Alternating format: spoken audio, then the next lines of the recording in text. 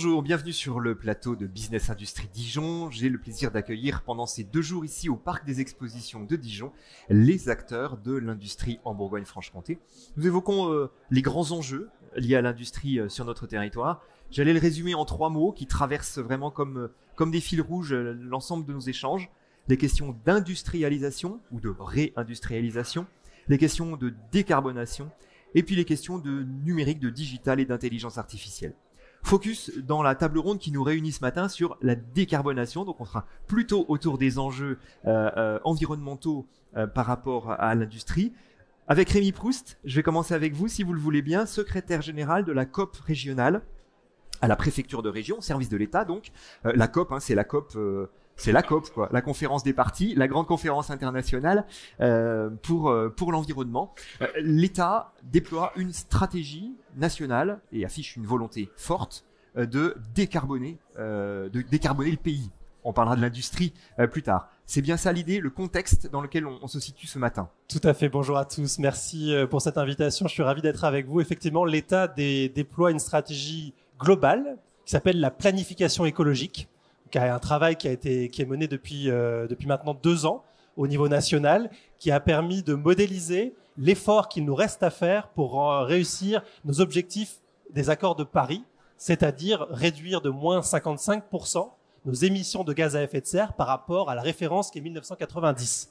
C'est un effort important. Si on veut y arriver, il faudrait qu'on fasse 3 fois ce qu'on est en train de faire actuellement en matière de décarbonation dans l'ensemble de nos secteurs d'activité.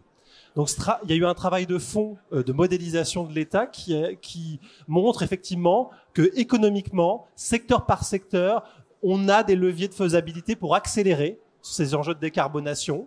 Donc, c'est le cas de l'agriculture, de la forêt, de notre alimentation, de notre logement et bien sûr le cas de nos secteurs industriels et de nos entreprises qui sont très concernés puisque à peu près la moitié de l'effort au niveau national et au niveau régional, c'est un petit peu près pareil en Bourgogne-Franche-Comté et pourrait être réalisé par les entreprises, par l'industrie en matière de décarbonation et participer à cet effort des accords de Paris. Alors pour cela, on a mis en place une méthode qui s'appelle une COP, une conférence des parties.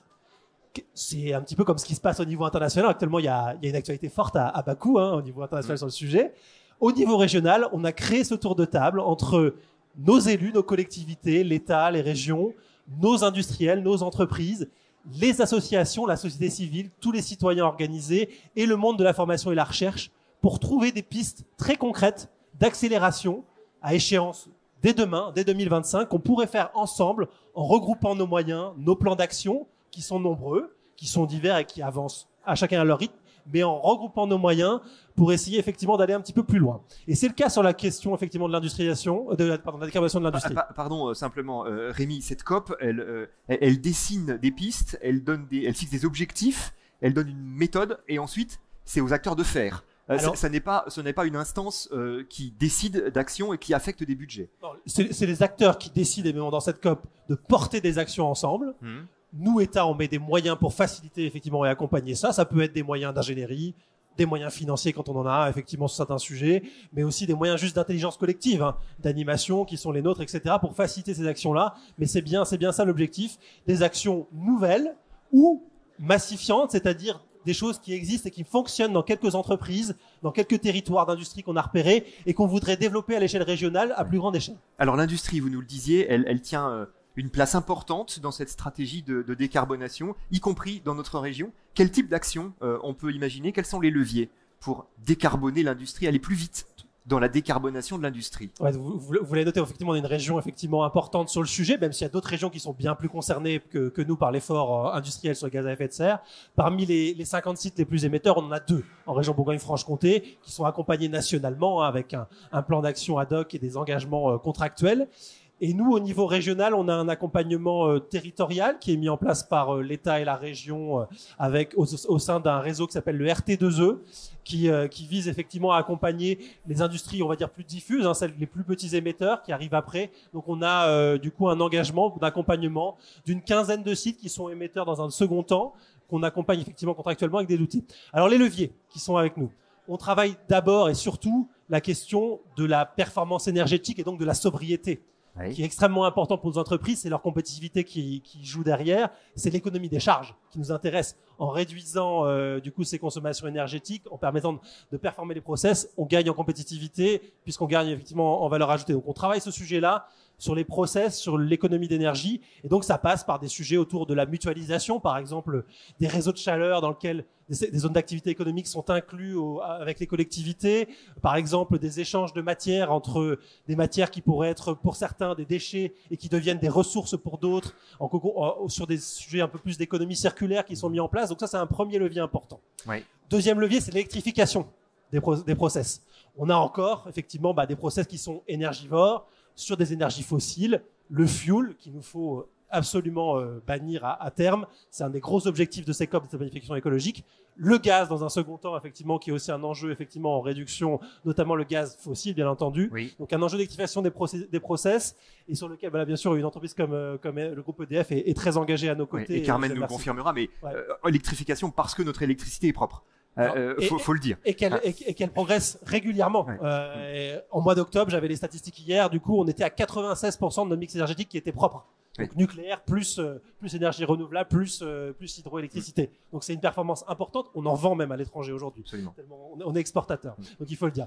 Troisième gros levier qui est celui de la biomasse. Du coup, l'utilisation de l'ensemble de la biomasse. Donc c'est l'utilisation des matières dites naturelles, le bois. On est extrêmement producteur en bois. On a une industrie forte de scierie de première transformation en région. C'est une industrie que l'on veut pousser, notamment autour de la réhabilitation des logements, qui est un gros chantier qu'on a réalisé en Bourgogne-Franche-Comté, mais aussi toutes les autres matières, les matières agricoles, qui viendront enrichir les process, et tout ce qui est issu des filières de recyclage, de reconditionnement, des cartons, des pâtes à papier, sur lesquels on doit accélérer avec la loi AGEC qui nous pousse là sur ce sujet-là. C'est un autre gros levier qui est le nôtre.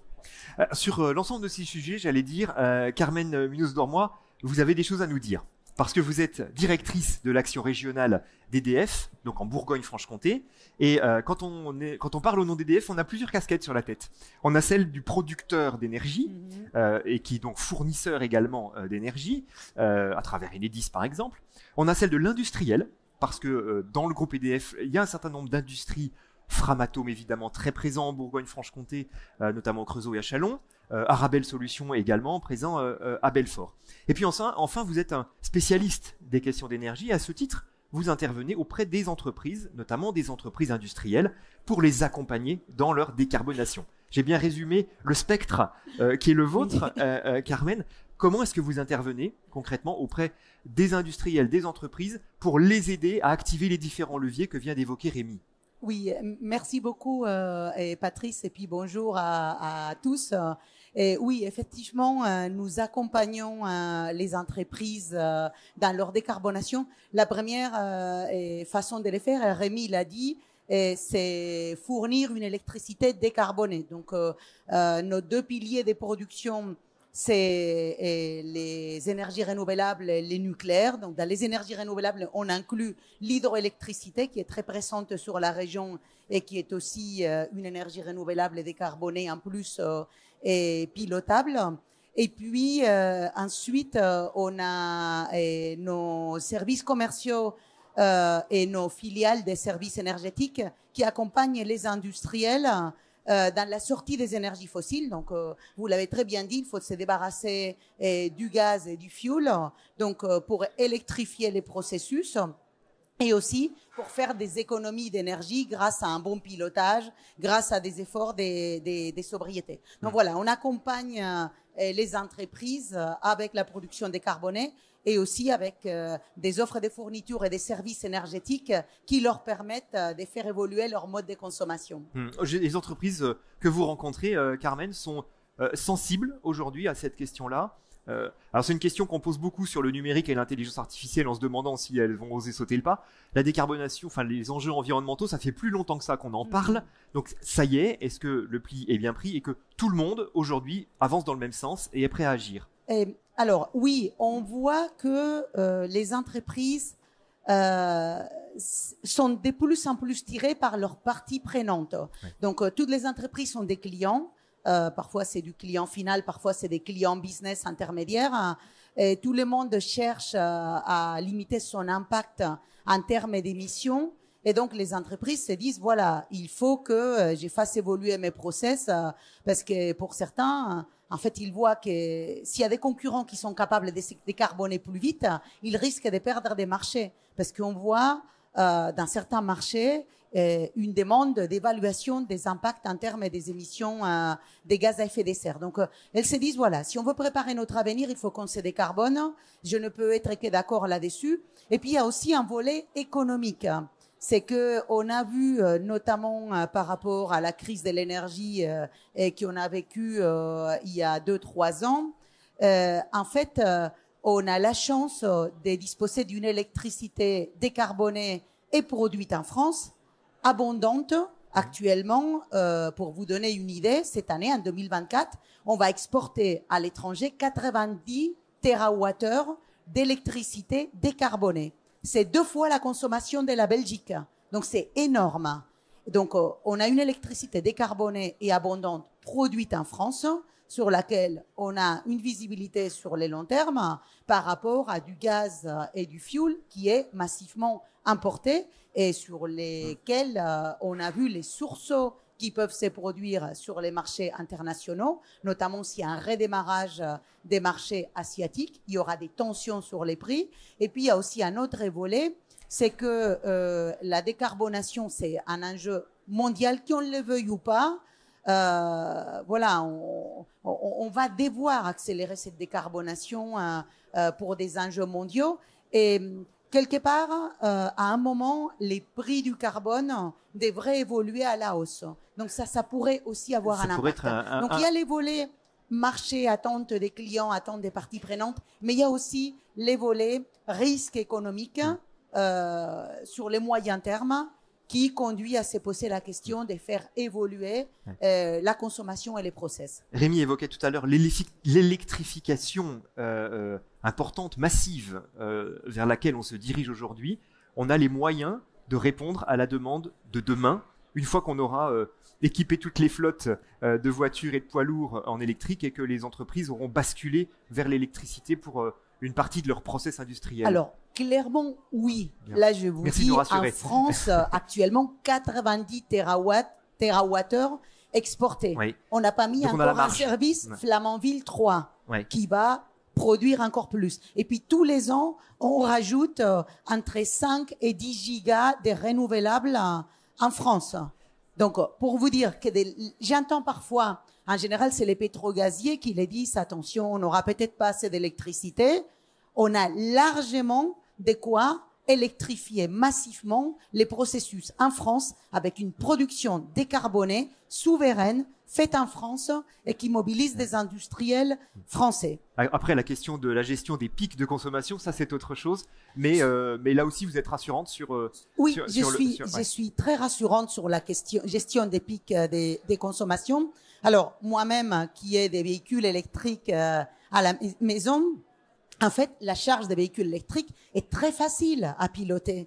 Donc, quand on a un véhicule électrique et quand on les charge, c'est très facile de programmer la charge et de la faire à des moments creux. C'est vraiment pas un problème. Nous, EDF, sur la région, dans le cadre de l'expérimentation Response et sur Dijon Métropole, donc c'est un projet de recherche, on expérimente aussi du V2G, c'est-à-dire comment les batteries des véhicules pourraient même être appelées pour contribuer à un appui quand il y a des pics de consommation. Donc, je peux vous dire les yeux dans les yeux qu'il n'y a pas de problème. Les pompes à chaleur sont aussi pilotables. Une pompe à chaleur vous diminue la consommation d'énergie finale par 3, voire par 4. Donc, il n'y aura pas non plus de problèmes. En général, ceux qui disent qu'il y a des problèmes, c'est ceux qui veulent pas qu'on électrifie parce qu'ils ont d'autres intérêts derrière.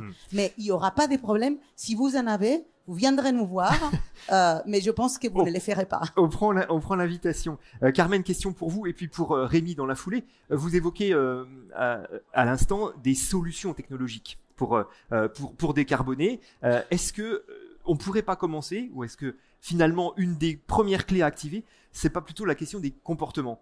Avant d'investir beaucoup, avant de tout changer et de tout casser, quelle part finalement aurait un changement de comportement dans le processus de décarbonation? Clairement, il faut agir sur tous les leviers. Personne m'entendra jamais dire opposer un levier de décarbonation contre un autre levier de décarbonation. Tous les leviers sont bons à prendre. Mais je vais vous donner un exemple pour un industriel qui a des fours. Et ce sont des solutions qui sont en train de se mettre en place. Vous avez des fours au gaz, par exemple. Donc, vous pouvez agir sur les comportements. Il y a des industriels sur les territoires qui sont en train de les faire très bien en disant, voilà, je vais optimiser l'utilisation de mes fours. Donc, je vais avoir déjà des fours que je vais éteindre à certaines périodes. Par exemple, si je fais pas travailler mon usine les week-ends, je vais regarder comment éteindre les fours pour ne pas les avoir allumés en continu. Donc ça, c'est du comportement. Je vais voir aussi comment remplir au mieux mon four. C'est-à-dire, je mets des pièces, je les sors. Je peux activer parfois avec de la robotisation pour que mon four ait un taux d'utilisation beaucoup plus fort. C'est-à-dire que chaque calorie produite dans les fours soit utilisée pour mes pièces et qu'il n'y ait pas du tout du gaspillage dans l'utilisation de mon four. Ça, quelque part, c'est du comportement. Mais il y a aussi au niveau de la technologie, vous pouvez électrifier une grande partie de ces fours. Alors, si vous faites que du comportement, peut-être que vous allez diminuer la consommation des gaz des 20%, des 30%, mais ce sera toujours du gaz. Donc, les gaz, au passage, on n'arrivera jamais à les verdir à 100%. Les études de l'ADEME montrent qu'au mieux, en utilisant tous les potentiels en France, on arriverait à verdir 20% de ce qui est consommé aujourd'hui. Donc, de toute manière, si vous ne changez pas la technologie, vous aurez toujours du fossile derrière. Ouais. Donc, c'est pour ça que je dis qu'il faut faire les deux. Il faut se débarrasser du gaz et en même temps avoir des comportements beaucoup plus vertueux parce que les meilleurs kilowattheures ou la meilleure calorie est celle qu'on ne consomme pas. Donc, évidemment, tous les leviers sont bons. Ouais. Rémi Proust, vous confirmez, entre solutions technologiques et changement des comportements, c'est les deux, mon capitaine? Bien sûr, l'ensemble des leviers, c'est l'exercice même qu'on mène actuellement dans la COP de planification écologique, c'est d'unir les forces des uns et des autres, effectivement, pour faire bloc et répondre à l'ensemble, effectivement, des situations. Dans certains cas, le levier économie d'énergie, donc comportement, sera prioritaire parce qu'il y aura un gros gisement. Dans d'autres, c'est vraiment le process qu'il faudra travailler parce que très énergivore et c'est là-dessus qu'on aura d'autres solutions. J'ai pas tout cité, mais on peut notamment citer des solutions aussi d'avenir qu'on travaille fortement en région comme l'hydrogène qui nous permet de stocker une partie de notre énergie électrique, effectivement quand elle est dite verte et on mise beaucoup nous côté État là aussi là-dessus. Et effectivement, c'est l'ensemble de ces leviers qui permettra la réussite globale de l'effort. Et donc la coopération entre les acteurs est extrêmement importante entre les producteurs, les consommateurs, ceux qui stockent, ceux qui relâchent effectivement de la matière première. Toute ressource confondue, c'est valable pour l'électricité, mais c'est aussi valable pour une matière très importante qui est l'eau dans nos process, où il nous faudra développer effectivement ces deux leviers, changement de comportement, économie et optimisation des process, réutilisation des eaux, etc. On a plus de boulot que les autres régions ou pas? Alors j'imagine que vous discutez avec vos collègues des autres COP régionales, s'il y a des COP dans toutes les régions. La Bourgogne-Franche-Comté est plutôt plus carbonée que les autres régions ou pas? Comment on se situe? Alors oui, il y a des COP dans chaque région. C'est l'exercice que l'État effectivement a demande. Elles sont chacune a pris une forme effectivement qui leur est propre. Alors la Bourgogne-Franche-Comté, c'est 5% de l'effort national en matière de gaz à effet de serre. C'est assez classique. En Bourgogne-Franche-Comté, on est souvent à 5% du total national. Et en termes de secteur d'activité concerné, on est assez représentatif du niveau national. On a, je vous dis, à peu près 50% de l'effort qui est réalisé par l'industrie, du coup, sur ces gaz à effet de serre. 15 à 20% effectivement par tout ce qui est déplacement, donc transport, véhicules individuels, etc. 10% par le logement, secteur du logement qui est extrêmement important en Bourgogne-Franche-Comté. Là, on est un petit peu en retard en région puisqu'on a, notamment dans l'industrie, encore beaucoup de bâtiments tertiaires très énergivores, beaucoup de passoires énergétiques qu'il nous faudra travailler et renouveler effectivement demain. Et puis voilà, il y a aussi un effort important du secteur agricole et forestier qui est attendu. Alors c'est aussi un secteur qui aussi capte du carbone, qui est aussi très capteur, donc qui est aussi une partie de la solution. Donc sa part est un petit peu moindre. Voilà, on est assez représentatif de l'effort global. Notre avantage, c'est que je vous l'ai dit qu'on a quelques sites très émetteurs qu'on pourra travailler individuellement et qu'on travaille individuellement et qui feront une grande partie de l'effort. Après, on a une grosse industrie diffuse, des PME, TPE, c'est un écosystème. Ça demande beaucoup de temps d'accompagnement et des solutions assez individualisées. Donc on compte beaucoup sur les territoires. On a mis en place une démarche à l'État qui s'appelle territoire d'industrie. Oui. Il y en a 10 en région Bourgogne-Franche-Comté. On compte beaucoup sur ces coopérations publiques-privées pour trouver les solutions locales qui permettront effectivement à tout un cluster d'entreprises qui a parfois le même métier ou les mêmes donneurs d'ordre, de réussir effectivement ensemble à activer des leviers, effectivement, parce que après on rentre dans des entreprises qui sont parfois de très petite taille et qui ont peu de temps effectivement à consacrer au sujet. Retour vers vous, Carmen Munoz-Dormoy, directrice à l'action régionale d'EDF. L'énergie qu'on propose, l'électricité qu'on propose aux entreprises, aux acteurs industriels, elle est nucléaire. On n'a pas de centrale dans la région, mais on en a une juste à la frontière, à Belleville, à côté de la Nièvre. Et puis, on développe tous azimuts. Le photovoltaïque, l'éolien, l'hydrogène, la biomasse. On y va sur l'ensemble des leviers et très fort. Oui, au niveau du développement des énergies décarbonées, donc nous, côté EDF, on est en train de préparer les renouvellements de notre parc nucléaire avec les futurs EPR. D'ailleurs, ça a un fort impact sur la réindustrialisation de la région parce qu'on a nos unités de Framatome et d'Arabelle Solutions qui sont en train de se préparer pour multiplier leur cadence par 3. Investissement et recrutement. Voilà, il y a investissement un sacré enjeu et recrutement. Ouais. C'est pas que pour les besoins de la France, mais aussi pour les besoins internationaux, parce qu'il y a un renouveau du nucléaire à l'international.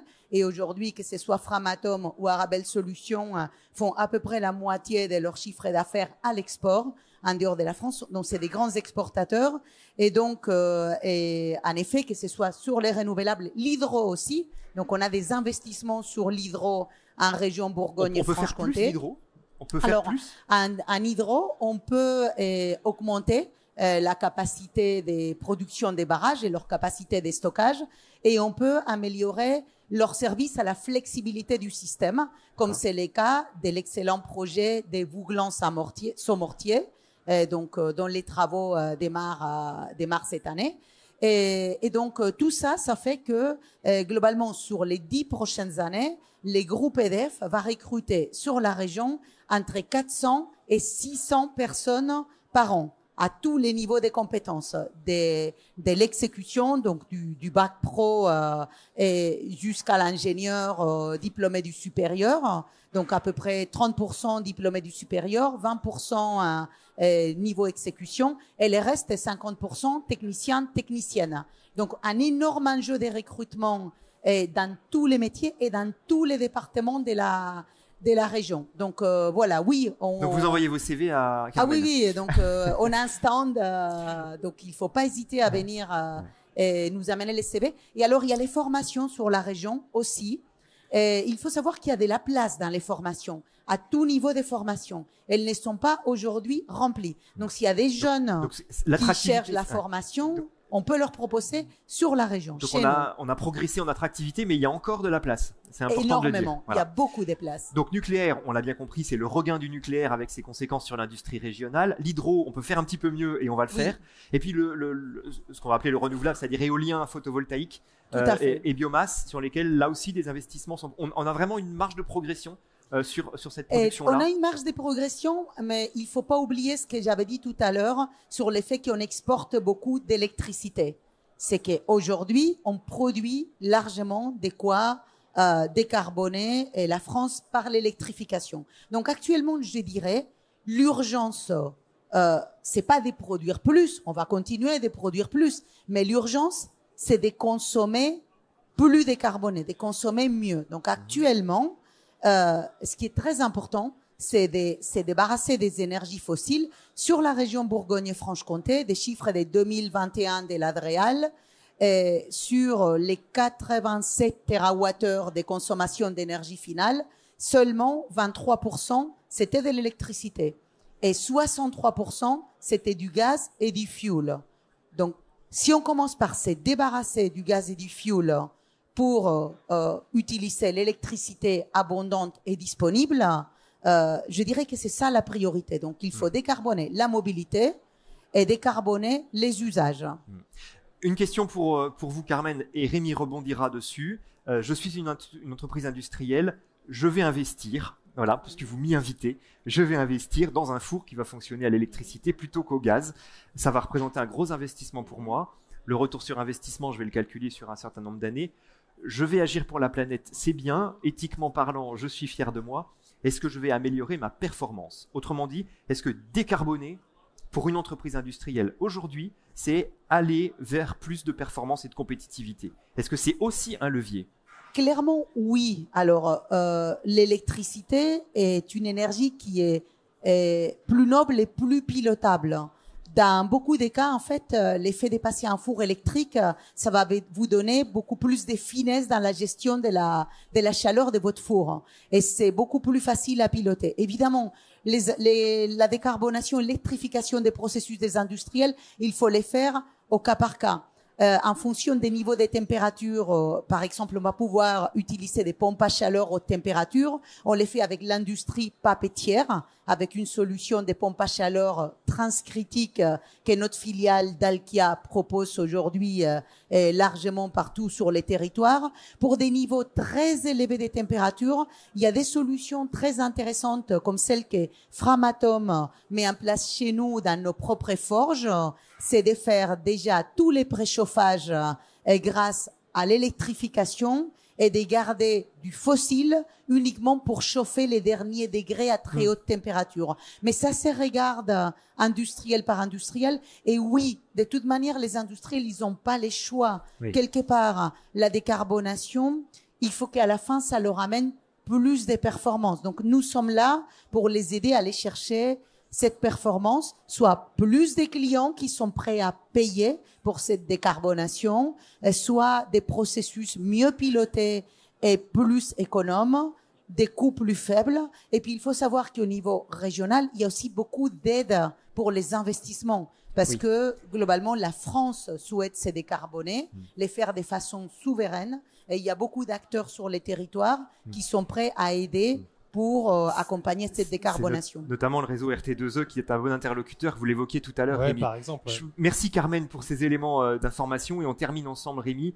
Si je pose la même question sous une autre forme, c'est la décarbonation constitue-t-elle une opportunité aujourd'hui pour les entreprises plus qu'une contrainte? Oui, mais je voulais même rebondir ce que vient de dire Carmen, c'est que la motivation première du chef d'entreprise qui vient voir le RT2E, c'est effectivement d'augmenter sa performance d'abord. C'est son levier bien sûr, il y a la conscience environnementale, il y a l'intérêt général qui mais d'abord, c'est la performance, parce qu'à la fin, il y a des salaires à payer, il y a des charges à rentrer, etc.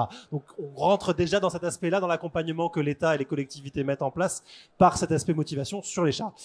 La transition écologique en France s'accompagne d'une stratégie de souveraineté industrielle.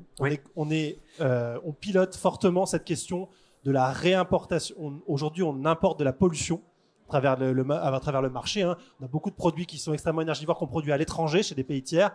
Notre grosse stratégie, c'est de réimporter des emplois avec cette transition écologique qui sont non délocalisables. Plusieurs ont été cités par Carmen. On a des entreprises qui apportent des solutions aujourd'hui sur l'électrification qui sont en région Bourgogne-Franche-Comté. Demain, ces entreprises-là, elles gagneront en emploi parce qu'elles gagnent en compétitivité, parce que des nouveaux marchés s'ouvrent. Cette transition écologique, ce sont des marchés industriels à capter. La région est extrêmement bien placée par à la fois son foncier, qui est extrêmement attractif, ses ressources naturelles, j'ai cité tout à l'heure sa biomasse, qui est une sacrée ressource. Au niveau électrification et gaz, on est plutôt bien placé en matière, Carmen le dirait mieux que moi, mais d'autoroutes de gaz, électrification, on est sur des voies quand même d'accès assez particulières, assez intéressantes et assez massives. Donc tout ça, c'est une stratégie de souveraineté pour nous. Et donc c'est une création d'emplois nets qui est visée par l'État à travers la transition écologique et non pas une destruction d'emplois du fait d'un intérêt général, etc. Alors ça nécessite un accompagnement parce qu'on veut le faire assez vite. Il y a urgence aujourd'hui à atténuer nos gaz à effet de serre parce que les degrés augmentent. On peut le mesurer effectivement régulièrement chaque année. On est sur des records climatiques, vous le mesurez comme moi. Il y a urgence, donc on va aller plus vite. Donc l'État investit aux côtés des entreprises pour l'intérêt général avec différents dispositifs. Je pense que le plan France 2030 a été extrêmement apprécié. On le poursuit. Il reste encore des moyens là-dessus cette année pour permettre cet effort de carbonation. Donc on investit aux côtés des entreprises pour cela. Merci beaucoup à tous les deux. Je pense qu'on a dressé un panorama général des enjeux et puis des pistes de solutions qui se présentent aux industriels. Je vous remercie, vous souhaite une bonne journée et un bon salon.